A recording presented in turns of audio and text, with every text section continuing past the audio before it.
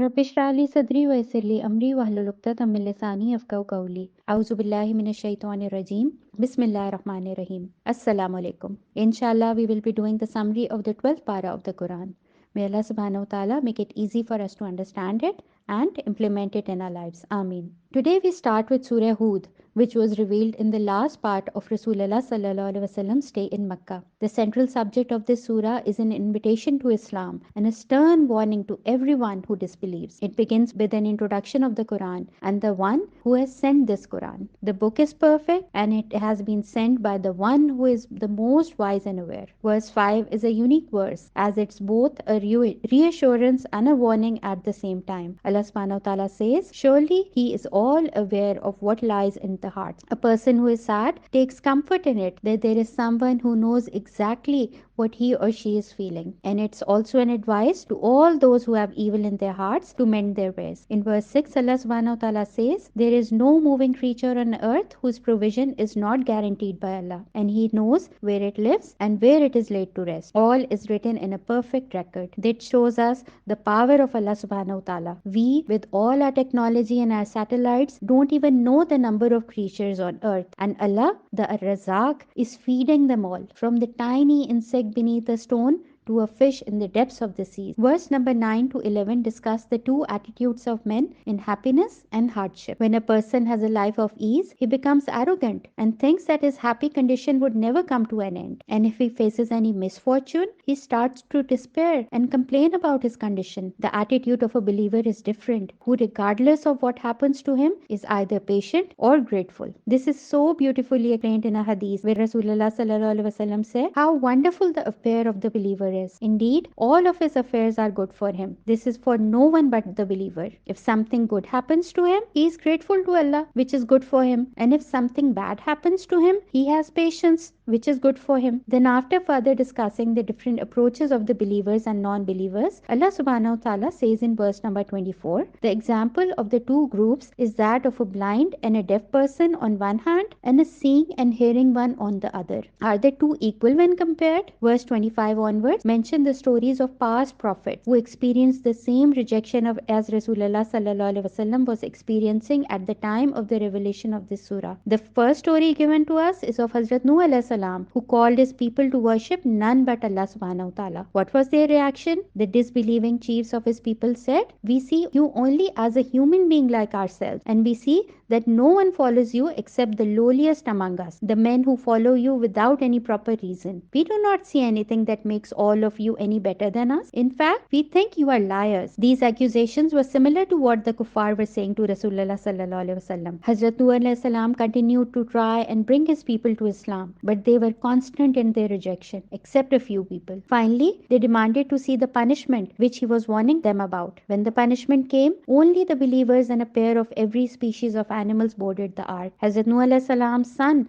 was among the disbelieving people who drowned. The story of Hazrat Hud alayhi salam starts from verse 50, where he invites his disbelieving nation to Islam. He tells them in verse 52, my people, ask your Lord for forgiveness and turn to him in repentance. He will shower abundant rains upon you from the heavens and will add strength to your strength. Do not turn away like criminals. This is also a lesson for us, right? What do we do when we sin? Immediately turn to Allah subhanahu wa ta'ala and ask for forgiveness. Our Lord loves our forgiveness so much that He opens the gate of His favors and blessings for us. The people of Hazrat Hud alayhi salam rejected His message and threatened Him. Verse 58 tells us the result of their rejection. Allah subhanahu wa ta'ala says, when our command came, we rescued Hud and those who believed with him by the mercy from us, saving them from a harsh torment. The story of Hazrat Salih alayhi salam begins from verse 61 and the invitation to believe in one God is given to them. Their reply was similar to that of the kuffar of Makkah. They said, O Saleh, you were among us a man of promise before this. Do you forbid us to worship what our fathers worship? And indeed we are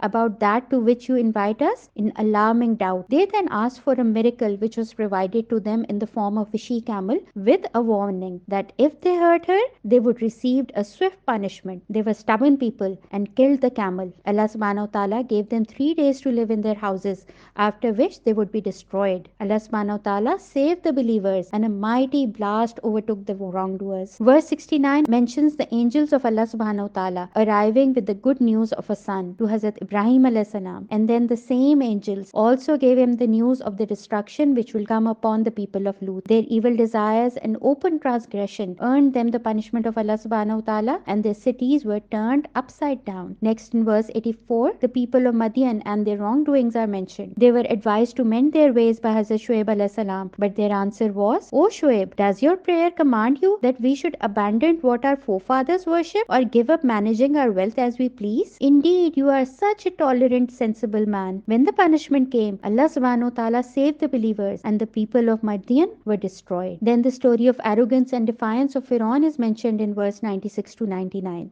And then in verse 100 onwards, Allah subhanahu wa ta'ala explains that He has related these stories of past nations to Rasulullah sallallahu alaihi wasallam and to all mankind so that they take lessons from them and not repeat the same mistakes, because a day is going to come when everyone will be punished for their wrongdoings. Verse 114 gives us an important message where Allah subhanahu wa ta'ala says, indeed, good deed drive away the evil deed. So whenever we sin, we should do dopa and busy ourselves in doing good deeds, no matter how small or insignificant they might seem to us, drive away our bad deed. Now in verse 117, Allah subhanahu wa ta'ala tells us the major reason why He destroyed some nations. Allah subhanahu wa ta'ala says, your Lord would not destroy any town without cause if its people were acting righteously. Which people are destroyed by Allah subhanahu wa ta'ala? The ones who collectively become so corrupt that no righteous people are left among them to forbid evil. And if a few are left, their voice is so weak that they can't stop their people from doing wrong. Verse 120 tells us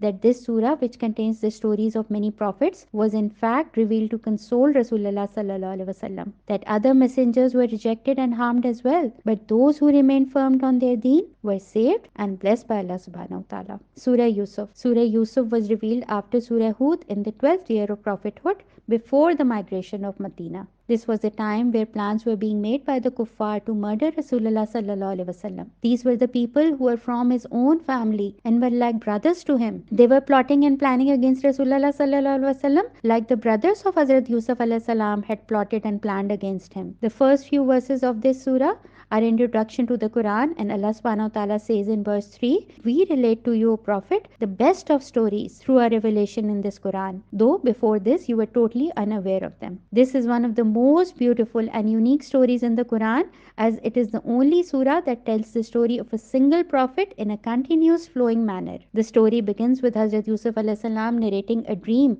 he had to his father Hazrat Yaqub alayhi salam. He had dreamt of 11 stars, the sun and the moon, who were all prostrating to him. Dreams are a common topic in this surah, and about 3 dreams with their interpretations are discussed in it. Hazrat Yaqub alayhi salam's reply is also an advice to us. He told his son not to tell his dream to his brothers, as sometimes people get jealous of our ambitions and achievements. Hazrat Yusuf alayhi salam's brothers believed that their father loved him more than them. Their jealousy boiled out of control, and they plotted to get rid of Yusuf alayhi salam by abandoning him in a well. After throwing their own brother in a well, the brothers returned with a blood-stained shirt, weeping to their father, and told him the false story of how a wolf had attacked and killed their brother. Verse 18 is the reply of Hazrat Yaqub alayhi salam. He responded, no, your souls must have tempted you to do something evil, so I can only endure with sabrun jameel, beautiful patience. Why was this patient called sabrun jameel? How was this patience different to the other times that patience is mentioned in the Quran? We can only imagine the sabr of Hazrat Yaqub alayhi salam. Imagine being a parent and having your children lie in your face about killing your beloved brother, their own brother, because of jealousy. What was Hazrat Yaqub alayhi salam's reaction, and what would have been our reaction? We see no punishment, shouting or threat. Instead, we see this absolute trust in Allah subhanahu wa ta'ala and an unbelievable control of emotions at the time of calamity. May Allah subhanahu wa ta'ala make us among the sabirin. Ameen. Now let's come to the faith of Hazrat Yusuf alayhi salam, who was taken out of the well, sold as a slave, and reached the house where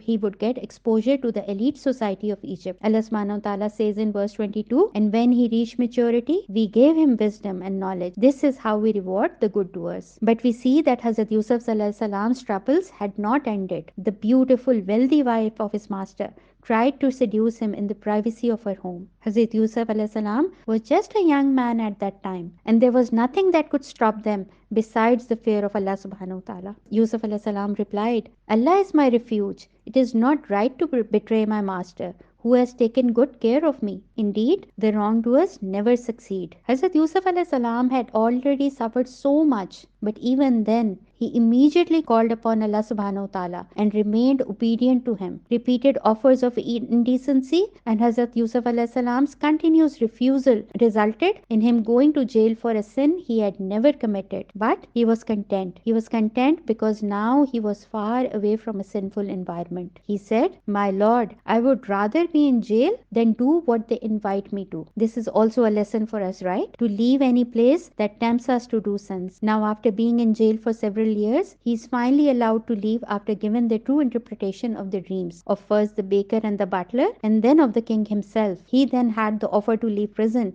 but he refused to leave until his innocence was proven. It was only after the women admitted to their evil schemes that Hazrat Yusuf alayhi salam left prison as an honorable man. The next part of this surah will be discussed tomorrow, and that brings us to the question I'm going to ask myself today. The question is, what effect does the study of Quran have on me? Inshallah, we will meet again tomorrow with the next para. Allah Hafiz.